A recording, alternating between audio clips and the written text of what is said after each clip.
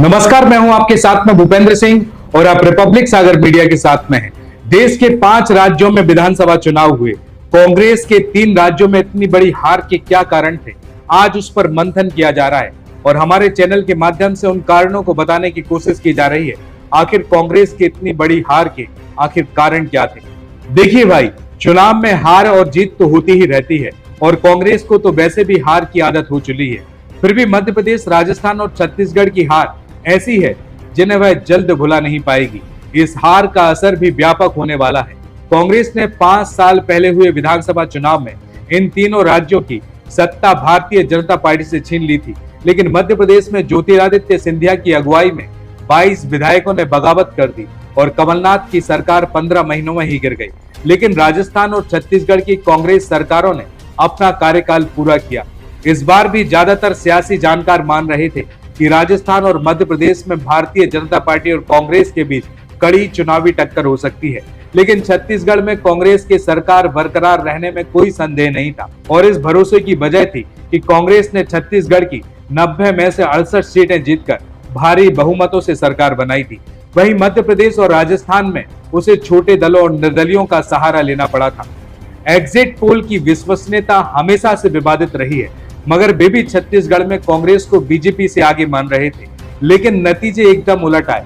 इन तीनों ही राज्यों में कांग्रेस और भारतीय जनता के बीच ही सत्ता का मुकाबला रहता है और इस बार भारतीय जनता पार्टी सिर्फ जीती भर नहीं, उसकी आंधी चली जिसमें कांग्रेस पूरी तरह उखड़ती नजर आई। भारतीय जनता पार्टी ने तीनों ही राज्यों में मुख्यमंत्री पद का कोई चेहरा घोषित नहीं किया था। ऐसे में जाहिर तौर पर इस बार की प्रचंड जीत का सेहरा प्रधानमंत्री नरेंद्र मोदी के सर ही बनता है। वे हमेशा की तरह बीजेपी की मुख्य रणनीतिकार और स्टार प्रचारक रहे। वहीं केंद्रीय गृह मंत्री अमित शाह ने हमेशा की तरह कुशल चुनाव प्रबंधन से उस रणनीति को सफलतापूर्वक अंजाम भी दिया। और ऐसे में स्वाभाविक सवाल कांग्रेस की शर्मनाक हार के लिए जिम्मेदार और जवाबदेही को लेकर भी उठ रहे हैं। और इसी साल पहले हिमाचल प्रदेश और फिर कर्नाटक में कांग्रेस ने जब भारतीय जनता पार्टी से सत्ता छीनी थी तो उसका पूरा श्रेय राहुल गांधी की भारत जोड़ो यात्रा को दिया गया था। गांधी नेहरू परिवार के बाहर से कांग्रेस अध्यक्ष बने मल्लिकार्जुन खड़गे का भी गुणगान किया जा रहा था, लेकिन वैसी तत्परता हार की जिम्मेदारी और जवाबदेही तय करने में नजर नहीं आ रही है। बेशक हार के कारणों की समीक्षा एक दुष्कर कार्य है जिसमें समय भी लगता है, लेकिन अक्सर देखा गया है इसके लिए बनाई जाने वाली समिति की रिपोर्ट और उस पर कार्रवाई का पता ही नहीं चल पाता। ऐसे में माना जा रहा है कि राजस्थान, मध्य प्रदेश और छत्तीसगढ़ की शर्मनाक हार के मामले में भी ऐसा ही होगा, लेकिन कुछ कारण तो जग जाहिर है जिनकी खोज और समीक्षा के लिए किसी समिति और ज्यादा समय की जरूरत नहीं होनी चाहिए। विधानसभा सीटों की संख्या के लिहाज से मध्य प्रदेश बड़ा राज्य है, इसलिए हम यहीं से शुरू करते हैं। साल 2018 में मतदाताओं ने बहुमत से 2 सीटें कम ही सही पर कांग्रेस के पक्ष में जनादेश दिया। छोटे दलों और निर्दलियों के सहारे कमलनाथ के नेतृत्व में सरकार भी बन गई, लेकिन 15 महीने बाद ही सिंधिया समर्थक 22 विधायकों की बगावत से सरकार गिर गई। ऐसे में कांग्रेस पर यह गंभीर सवाल उठता है कि भारतीय जनता पार्टी पर षड्यंत्र और ज्योतिरादित्य सिंधिया पर विश्वासघात के आरोप लगाते हुए प्रलाप करने के अलावा कांग्रेस ने पिछले पौने 4 साल में क्या किया? क्या सिंधिया की बगावत अप्रत्याशित थी? क्या मध्य प्रदेश कांग्रेस की गुटबाजी ने उन्हें वैसा करने के लिए बाध्य ही नहीं किया था? वैसे हालात ना बनने की जिम्मेदारी किसकी थी? और क्या सिंधिया की बगावत से हुए नुकसान की भरपाई के लिए कांग्रेस ने कोई रणनीति बनाई थी या कोई प्रयास किए थे? बिल्कुल नहीं।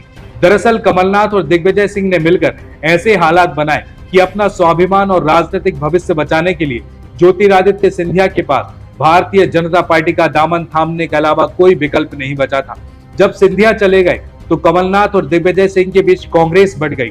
टिकट वितरण पर भी असंतोष के बीच एक दूसरे के कपड़े फाड़ने की सलाह तो सार्वजनिक हो गई थी। और राजस्थान की हालत भी ज्यादा जुदा नहीं रहे। पिछले विधानसभा चुनाव में जब कांग्रेस जीती तब सचिन पायलट वहां के प्रदेश अध्यक्ष थे, पर मुख्यमंत्री पद अशोक गहलोत को मिल गया। हाल ही के चुनाव में चंद महीने पहले गहलोत और पायलट की लड़ाई राजस्थान ही नहीं पूरे देश में चर्चा का मुद्दा बनी रही, लेकिन इतना बड़ा मसला आला कमान की चिंता का विषय नहीं बन पाया। पायलट समर्थक विधायकों ने दिल्ली एनसीआर में डेरा डाला और यह घटना भी किसी से नहीं छुपी। और इसके बाद सचिन पायलट अगर सिंधिया नहीं बन पाए तो इसकी सबसे बड़ी वजह थी कि तख्ता पलट के लिए जरूरी विधायक उनके पास नहीं थे। और सवाल यह भी है कि अगर सचिन पायलट के नेतृत्व में चुनाव लड़कर कांग्रेस जीती थी तो फिर गहलोत अचानक मुख्यमंत्री कैसे बन गए। अगर उस वक्त यह तय हुआ था कि गहलोत और पायलट ढाई साल तक मुख्यमंत्री रहेंगे तो इस पर अमल करवाने की जिम्मेदारी आखिर किसकी थी। कांग्रेस आलाकमान ने विधानसभा चुनाव से थोड़ा पहले ही गहलोत पायलट में सुलह का दावा किया, पर उसमें पायलट को क्या मिला, ना कोई पद मिला और ना ही कोई समर्थकों को टिकट। दोनों ने एक साथ चुनाव प्रचार भी नहीं किया। फिर भला नेताओं के बीच की सुलह नीचे कार्यकर्ता और समर्थक तक कैसे पहुंचती। और इसके साथ ही बड़ा चुनावी मुद्दा बन गई कथित लाल डायरी। परिस्थिति स्पष्ट करने या करवाने की जिम्मेदारी भी किसकी थी। और अब छत्तीसगढ़ की बात करते हैं। भारतीय जनता पार्टी के 15 साल के शासन के बाद वहां कांग्रेस को जबरदस्त बहुमत मिला। फिर भी आलाकमान ने भूपेश बघेल और टीसी सहदेव के बीच ढाई साल वाला ही कांटा बो दिया जो राजस्थान में गहलोत और सचिन पायलट के बीच में बोया गया था। नतीजा यह हुआ कि आधे कार्यकाल के बाद सहदेव भी अपने समर्थक विधायकों के साथ मुख्यमंत्री बघेल के विरुद्ध दिल्ली दरबार के चक्कर लगाते नजर आए।